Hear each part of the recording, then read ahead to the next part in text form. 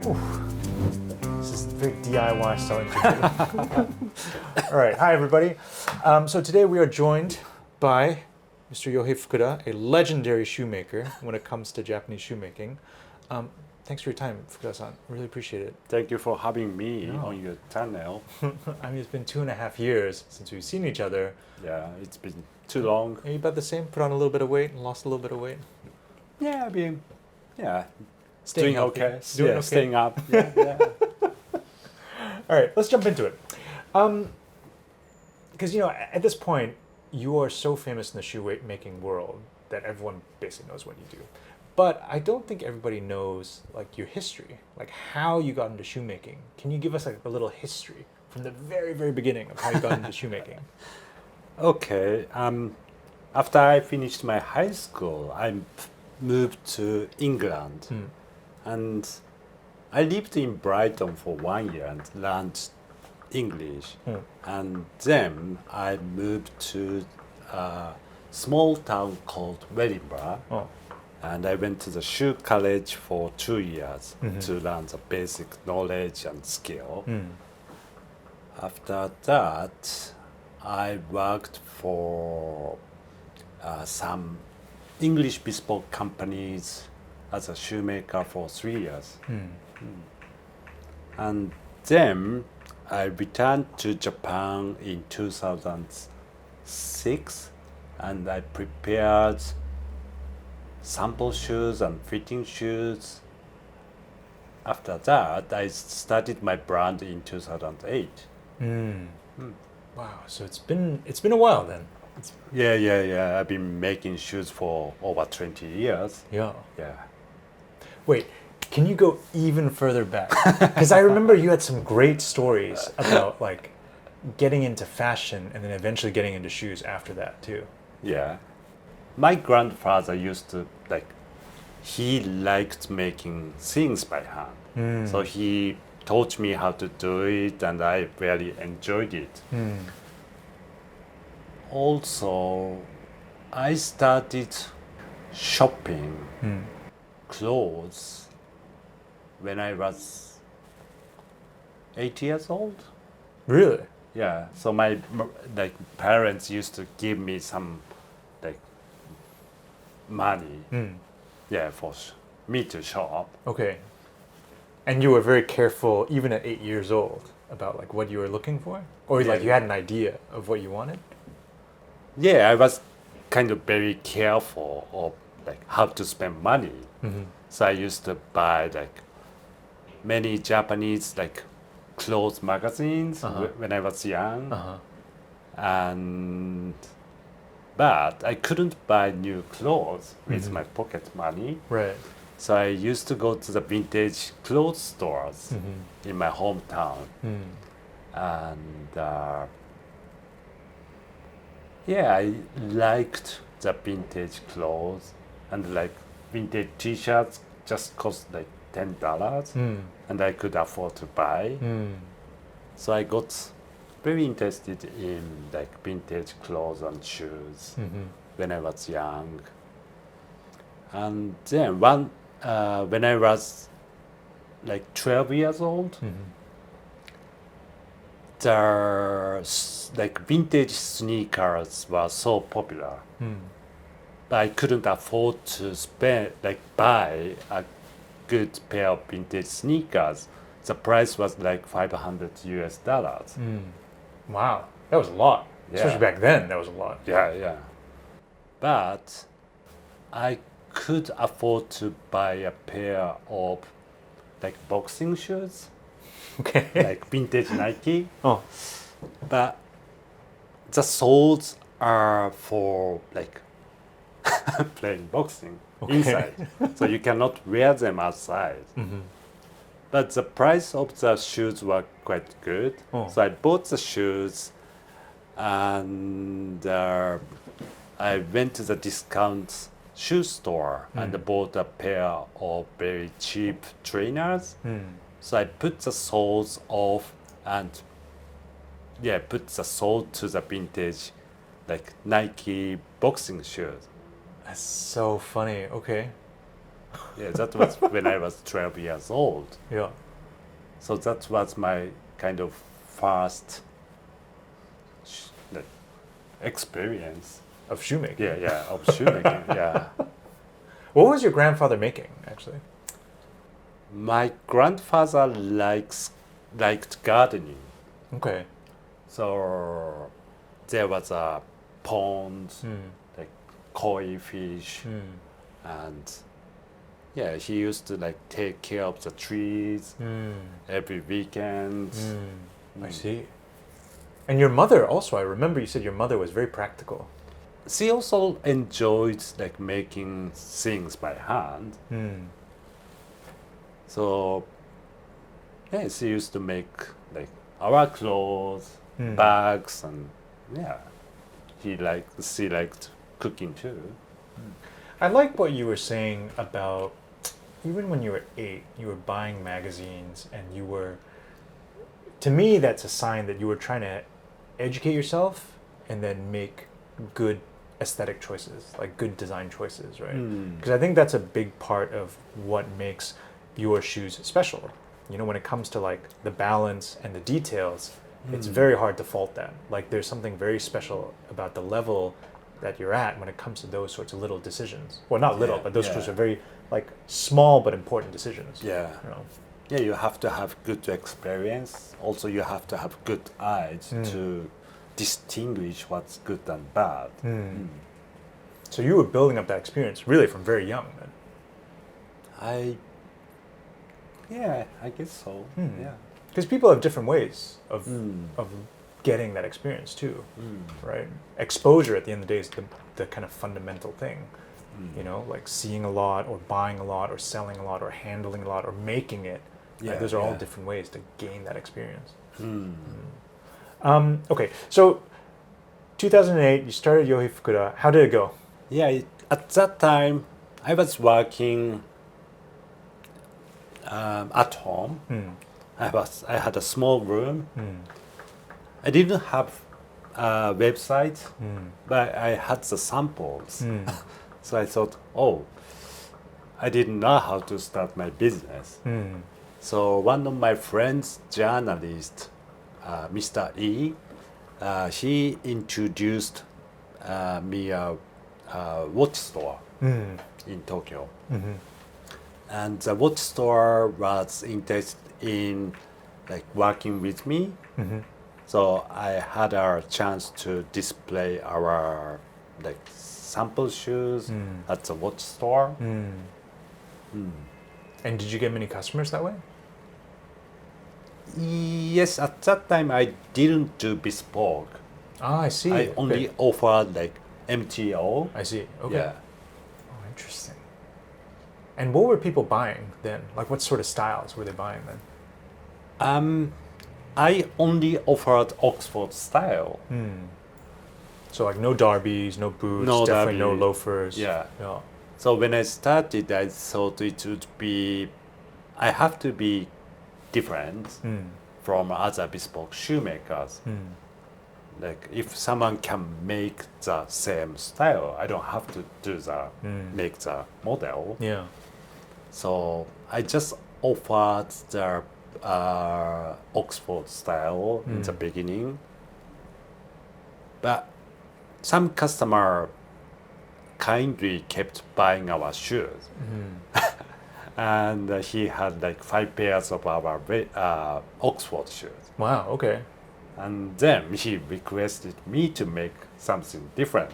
I see. Okay. Yeah, that's how I started That's offering interesting. like different models. Right. Did you make him a last eventually also?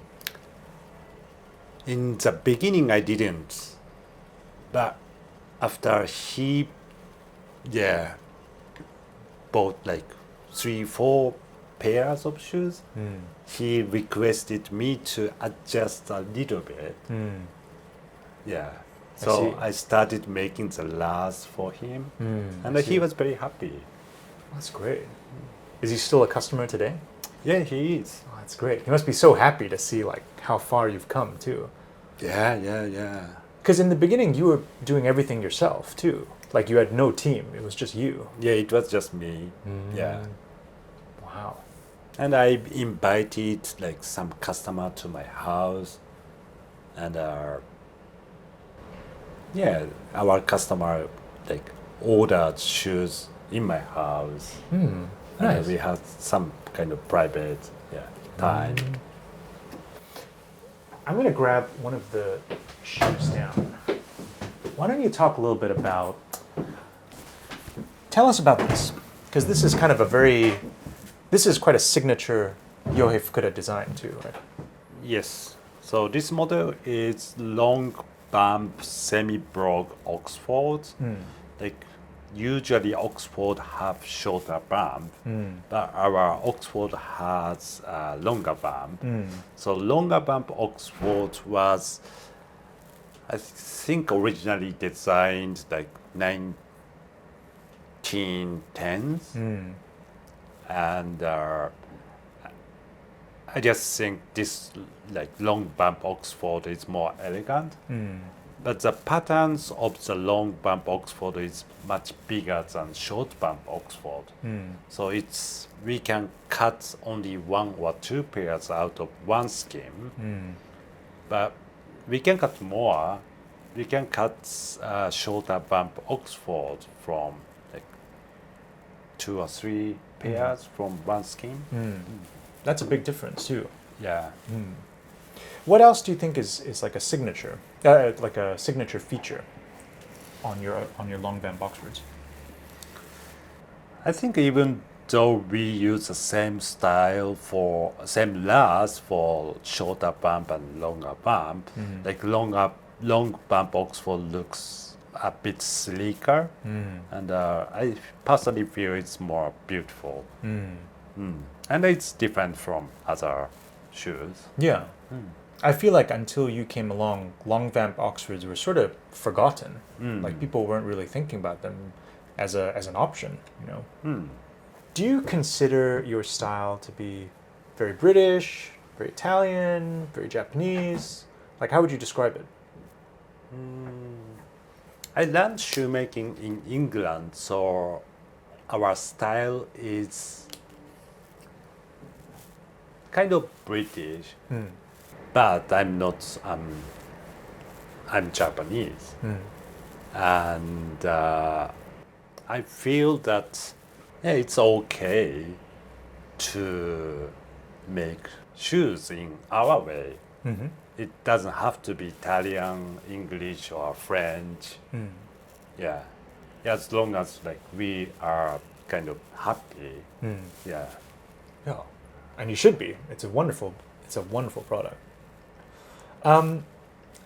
Talk a little bit about, you started with Oxford, you started with made to order, you started to do more Oxfords in bespoke, and then what was it like when you started to get your own apprentices and starting to have a team? Yeah, it's easy to organize everything if I work just alone, because I do everything. But 1 year after I started my brand, I had an apprentice. He was 12 years older than me. Wow. Okay. So I was 28 and he was 40. Wow. Okay. He was always a shoemaker, or he was No, new to shoemaking? he used to own IT company, and he sold that company, and he trained at shoe college for 2 years, I see. and then he joined my company. I see. And it takes so long to teach a bit of every aspect of shoemaking. Yeah. And shoemaking is not just teaching just like technique and things. Yeah. We also have to share the same philosophy. Yeah. We have to improve our eyes to distinguish what's good and bad. So it's not difficult to work with apprentices, but we can make more shoes. I used to make just 2 pairs a month when I was working alone. With an apprentice, we made like 3 pairs of bespoke shoes a month. So it's a nice improvement in terms of how many, Yeah. it's 50% more. 50% more and more kind of happier people, Yeah. customers. Did you like working in a team? Yeah, it's good to share their like happiness and exchange their ideas when you're Yeah. working with Yeah. somebody. For sure. Yeah, if Yeah. you're working alone, your mind could be kind of small. Yeah. Yeah, Yeah. but you'd be more kind of open-minded. Yeah. Yeah. That's interesting because I don't think every craftsman thinks this way either. There are some craftsmen who kind of enjoy being able to do everything themselves and then having the peace and quiet of just being by themselves, you know. Yes. From those early days and then introducing new styles to like the last couple of years. I mean, obviously COVID is significant, but even like a little bit before COVID, do you feel like the style of shoes that people are asking for from you, like the style of shoes that are popular, has that changed? Yes, I think so. Since I started my brands 14 years ago, like our house style has been like, okay, Oxford. So more than 60% of our orders were like Oxford.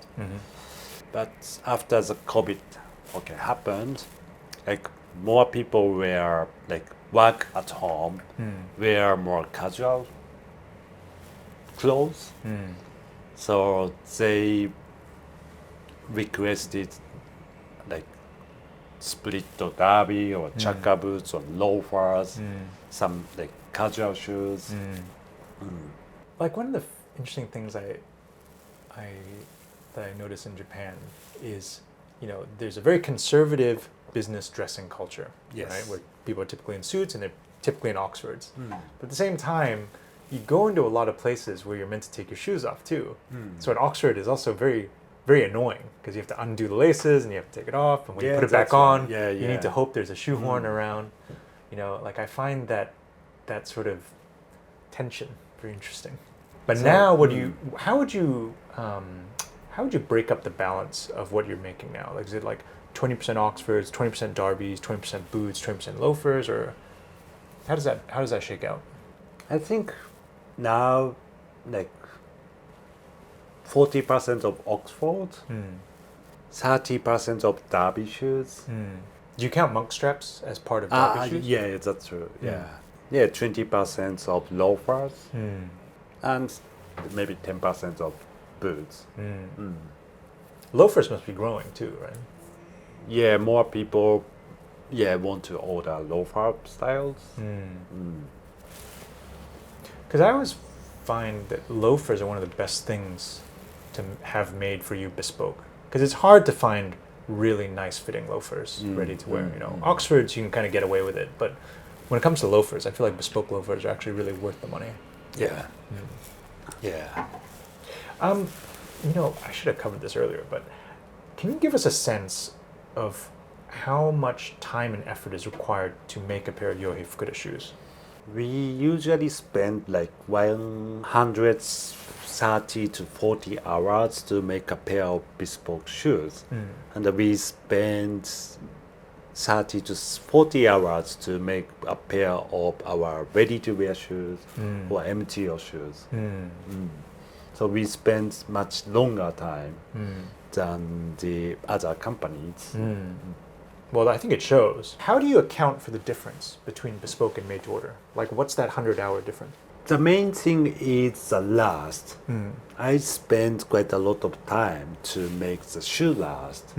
And then we cut the patterns, leathers, we get the uppers closed and do the bottom. And we make the customers like fitting shoes. And we ask our customers to try our fitting shoes.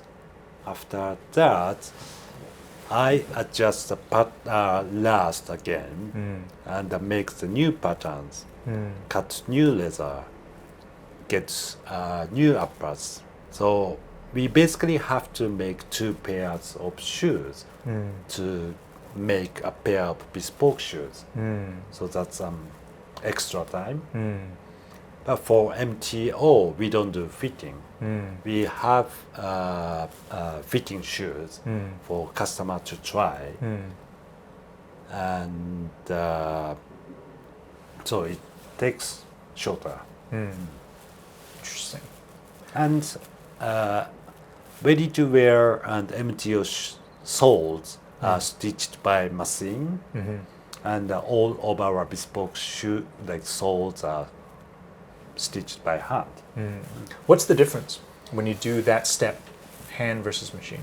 We use the same sole leather for both like bespoke and MTO and ready to wear. But for instance, like, is the stitching a little bit tighter? Does it look a little different when you do it by hand? Is it a little more flexible when you do it by hand? Yeah, that's right. Like hand stitching makes the soles a little bit more flexible, and the stitching looks neater and smaller. Ah, okay. Yeah. Really? Ah. Because, for instance, you've been working on more casual shoes, like really casual loafers. What's that been like? New casual shoes. Yeah, so like your ones with rubber soles, for instance. Yeah. So a lot of our customer require the kind of versatile styles, and they'd like to wear in the rainy days. So 10 years ago, we didn't do the rubber soles, but now like probably half of our customer prefer to have rubber sole. Yeah, I'm wearing your rubber sole loafers right now. Yeah. I mean, rubber soles are very convenient. But like, you were working on a soft loafer before. Are you still working on it? Actually, I stopped. Oh, you stopped? Yeah. Why'd you stop? Yeah, I made the last and prepared the patterns. I bought the last and leather. I worked with an Italian company, and we made like 80 pairs of soft loafers. But when I received the loafers, wasn't quite happy with the quality of the soft loafers. So I just thought, oh, I have to control the quality, and maybe it's better to make shoes in Japan. I see. I mean, you know, it's a shame that those loafers didn't hit the market, but I think that's great that you're so strict about the quality. And it's like, if it doesn't meet the standard, it doesn't meet the standard. Like, it doesn't matter how much money you spent on it, it doesn't meet your standards. So that's the end of that. Yeah. And that's great. Yeah, I'd like to just present the shoes which I am proud of. And yeah, we need to make sure our customers are happy Yeah. about everything. Well, your name is on the shoe. Yeah, that's true. Yeah. Let's talk a little bit about the Japanese shoemaking industry in general. Like, for instance, just now, before we started the interview, you were mentioning that it was getting harder to find young Japanese shoemakers. Is that right? Yeah, that's right. What do you think happened? There used to be a lot of young Japanese who were very motivated and they wanted to be shoemakers. There are over like 30 bespoke shoe companies in Tokyo, so we have so many companies. But I guess like there are some bespoke shoe companies are not doing well. They are not taking enough orders. Yeah. So many shoemakers start to teach shoemaking. As in the demand for it is not big enough compared to the supply. Yeah, that's right. Yeah. That does seem to be a problem in general in Japan too.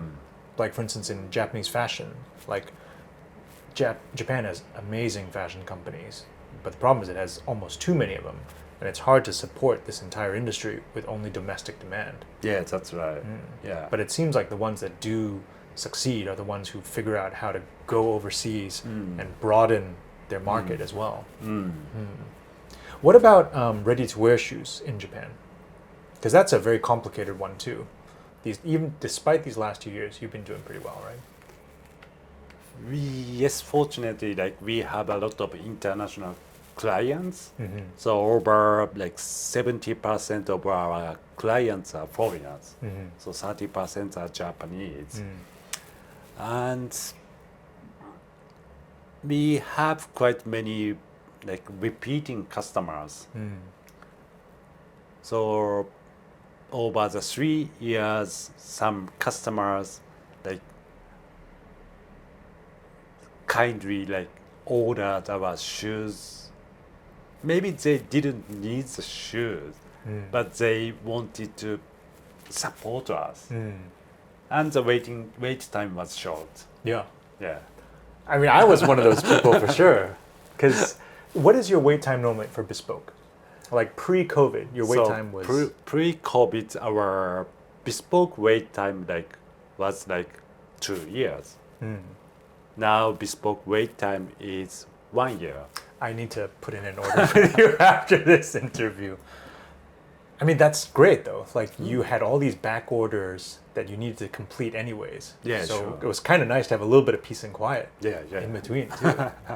And how many bespoke shoes are you making a month normally? We make around 8 pairs of bespoke shoes a month. Mm. So we make around 100 pairs of bespoke shoes, 200 pairs of ready-to-wear and MTO. Mm. So in total, we make 300 pairs for 1 year. Mm. And 2-year wait list for, well, it used to be 2-year wait list, now it's a 1-year wait list for bespoke. Yep. And for ready to wear? I mean, for made to order? Made to order, like we usually ask 3 to 4 months, but we are getting very busy. So the wait time is getting longer. I So see. like 4 to 5 months. I see. I gotta get my winter boot order in. All right. We should wrap this up soon. Talk a little bit about what you want to do next. Where do you want to take Yohei Fukuda as a shoemaking brand next? Yeah, we have to start the like overseas trunk shows because a lot of customers are waiting. Also, like as a Japanese shoemaker, I feel that need to introduce good Japanese shoes to the world. So it would be nice to have a store in, I don't know, London or Paris. Yeah, that'd be amazing. Yeah. I wish you the best of luck with that. Oh, thank you very much. Keep me in mind.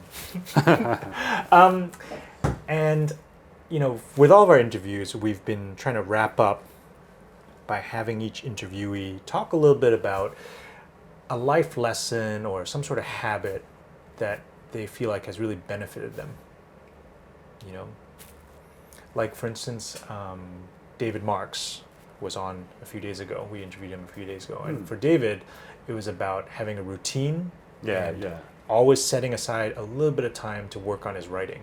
You know, like, do you have any habits or like that? Yeah, I think it's the kind of the same. It's good to have the same routine. And when I put my like coats on, I feel like I need to work. But when I take my coat or apron off, I'm more relaxed. Also, there are always like good side and bad side. And if you are feeling happy, you see the good side. But if you are feeling low, you see the bad side. So I try to like see myself from outside, like which side I'm walking. And by doing that, do you feel like you can steer yourself back towards the good side? Yeah, that's what I'm trying. Yeah. That's super interesting. Okay. Well, Fukuda-san, thank you so much for your time today. This has been a pleasure as always. I'm so happy to see you after such a long time. And everybody, thanks for watching. Thank you very much.